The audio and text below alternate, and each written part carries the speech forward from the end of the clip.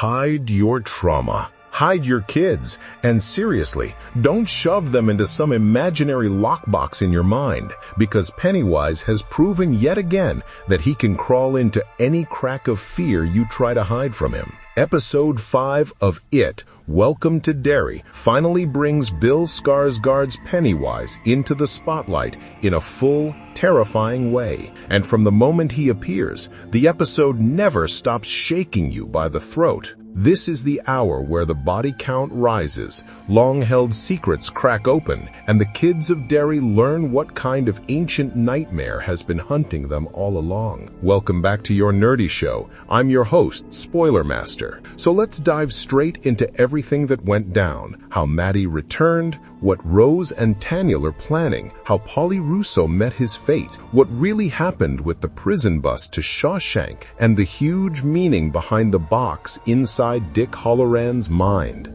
And of course, we'll break down that wild ending that leaves almost everyone in danger, except for one girl who just found Derry's most sacred weapon. Maddie?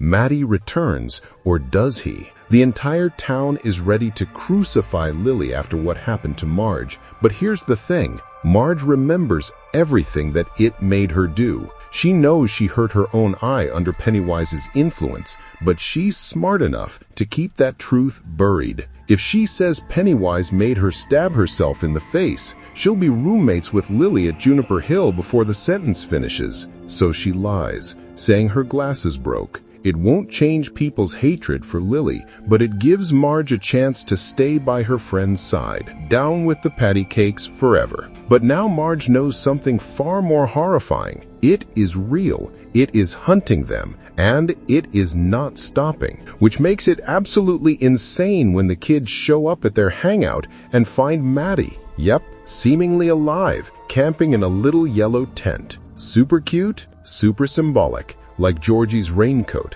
except Maddie was kidnapped and supposedly eaten. So, how is he back? Maddie tells them everything. The sewers, Pennywise's lair, the clown lounging like some nightmare cat in a cramped tunnel. And the worst detail? Pennywise keeps some of the kids as pets. Not because he's hungry, because their fear smells nice. That's when Maddie drops the bombshell. Phil is alive. The kid they mourned, the kid they thought was another victim of the Capitol Theater abductions, is still down there. But going to Chief Bowers is useless, and Maddie's abusive father is so terrifying that even a clown seems like the lesser evil. So Lilly does what she always does. She goes to the only adult who believes her, Mrs. Kirsch. And this is where things start getting slippery. Mrs. Kirsch acts calm, helpful, almost warm. She warns Lilly not to go into the sewers. She says it like it's for her own good, but here's the catch. Lilly wasn't even considering it until Mrs. Kirsch suggested the idea in the first place. Her eyes light up the moment she hears it. That's the trick. Mrs. Kirsch plants the seed, knowing Lilly will do exactly the opposite of what she says. She's playing a deeper game, so when Lilly pitches the sewer rescue plan to her friends, her father's lifeboat and anchor metaphor hits everyone right in the heart. They're her anchor. She's their lifeboat. And somehow, the kids think going in high on Valium is a genius idea. 3 each. Because if Terry Bainbridge can swallow them like candy and be totally fine, then it must be safe, right? High as kites. They follow Maddie into the sewers, and of course, surprise, surprise, there's no Maddie. There's no way he escaped Pennywise. And the moment they stumble upon the floating corpses of Teddy, Susie, and Phil, the truth splashes up like sewage water. Pennywise was Maddie all along. The real kids are dead, Phil included. And as soon as Pennywise reveals his true form, Lilly falls behind, and her friends don't even look back. Where is my nephew, Francis? Rose. What are Rose and Tanyel really planning?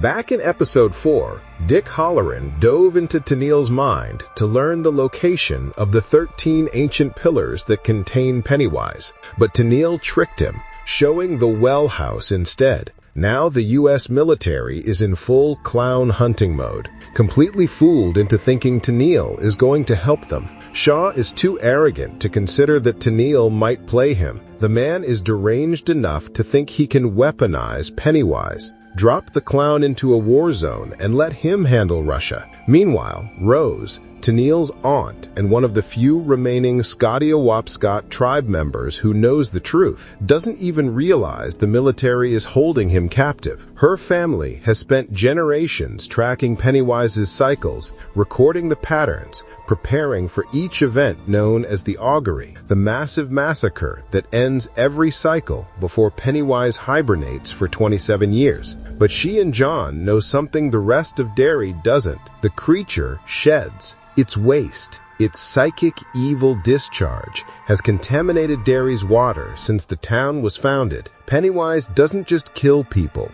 He slowly poisons their minds, their behavior, their judgment. That's why Derry is rotten from the inside out, and Shaw thinks he can control that. When Rose arrives at the base to retrieve Tennille, Shaw is confident he's playing chess. But Rose, she's playing a whole different game. The moment Shaw mentions the well house, she knows Tennille fooled them. She needs to get to him, arm him, and let him lead the army exactly where Pennywise wants them, into his feeding ground. And here comes the twist. Rose possesses the legendary spear made from the fallen star, the same weapon their ancestors used against Pennywise. She passes it through base security and sneaks it to Tennille, who hides it in his bag, preparing for what's coming in the tunnels. Because no matter what Shaw believes, Pennywise is older, hungrier, and infinitely more cunning. Polly Russo's tragic death. Pennywise has been circling the Hanlon family. Charlotte saw it in the cop's smile. Will is already knee-deep in terror. And now Leroy Hanlon is leading soldiers into the sewers on Shaw's insane mission. Shaw tells Leroy that they're going to shrink Pennywise's cage using the 13 ancient pillars, but the guy is clearly delusional. He wants to harness the clown like some Cold War nuke. Leroy isn't stupid. He's going along because he wants to protect his family and understand this creature before it devours Derry. He even moves Charlotte and Will to the airbase, outside Pennywise's hunting ground. But once they descend into the sewers, the rules are simple. If you see someone who shouldn't be there, shoot. And that's the exact moment Pennywise uses his favorite trick, appearing as someone you love. He shows up as Charlotte, crawling miserably toward Leroy. Polly can't see her, but Leroy knows better. He shoots the creature wearing his wife's face. But the real tragedy happens moments later. Will appears in the tunnels. Leroy sees him, and because he thinks Pennywise is still mimicking loved ones, he raises his weapon. Polly sees the real Will too, and without time to think, he jumps between them just as Leroy fires. He dies, saving his best friend's son. A brutal, heartbreaking end for a man who always knew he might have to lay down his life for Derry.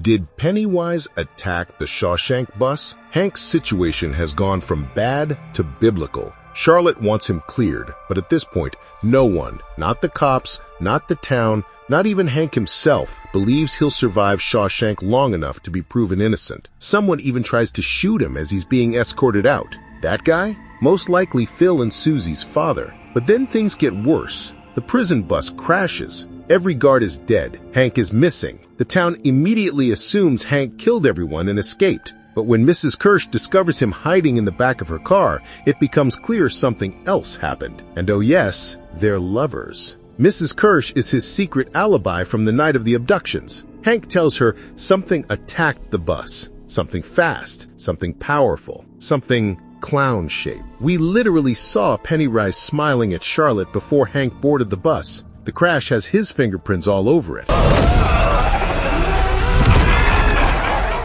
The box in Dick Halloran's mind. Halloran has no business being in the sewers. He's been warned, by his grandma's spirit no less. But when the floor collapses beneath him, he falls not into water, but into his own mind, into his bathroom, into the memory of his abusive grandfather. Pennywise conjures the old man holding a box, the box. The mental lockbox Halloran's grandmother taught him to use to trap his trauma. This box is iconic in Stephen King lore. It appears in The Shining and Dr. Sleep, and Danny Torrance later uses the same technique to contain spirits from the Overlook Hotel. But here, Pennywise forces Halloran to open it, and once it's open, all the ghosts spill out. When we see Halloran crawl out of the sewers later and into the woods, he also sees Polly's ghost. That means one of two things. Halloran is still physically trapped underground, hallucinating, or he's escaped, but the open box is now driving him through layers of overlapping reality and memory. Either way, he is absolutely not safe. The ending explained. Lily's lucky escape. When Lilly collapses alone in the sewers, Pennywise corners her. This is it. This is the end. But something stops him. The dagger carved from the fallen star, the sacred Scotia-Wapscott weapon, falls out of Tennille's bag during the chaos and floats right into Lily's hands, landing between her and Pennywise like a glowing boundary line. He can't cross it. The ancient magic shields her, giving her time to escape. But here's the dangerous part. Lilly doesn't know what she's holding. She doesn't know Rose needs it back. She doesn't know it's the only weapon capable of weakening the clown. And she absolutely doesn't know that if she gives it to Mrs. Kirsch, who is clearly manipulating her, it might end up in Pennywise's hands instead. Lilly is safe, for now, but she's carrying the one object Derry has been guarding for centuries. And Pennywise, he's just getting warmed up. Our nerdy thoughts. And that wraps up everything that went down in episode 5 of IT, Welcome to Derry. This episode blew the doors wide open. Pennywise is fully unleashed, the kids are in deeper danger than ever, Halloran's mind is cracking, and Lilly is unknowingly holding the one weapon that could change everything. Things are spiraling fast, and episode 6 is guaranteed to get even darker. If you enjoyed this breakdown, make sure you hit that like button, drop your theories in the comments, and subscribe to the channel so you don't miss what comes next. Welcome back to your nerdy show. I'm your host, Spoiler Master, and I'll see you in the next deep dive. Stay safe out there, especially if you hear laughter coming from a drain.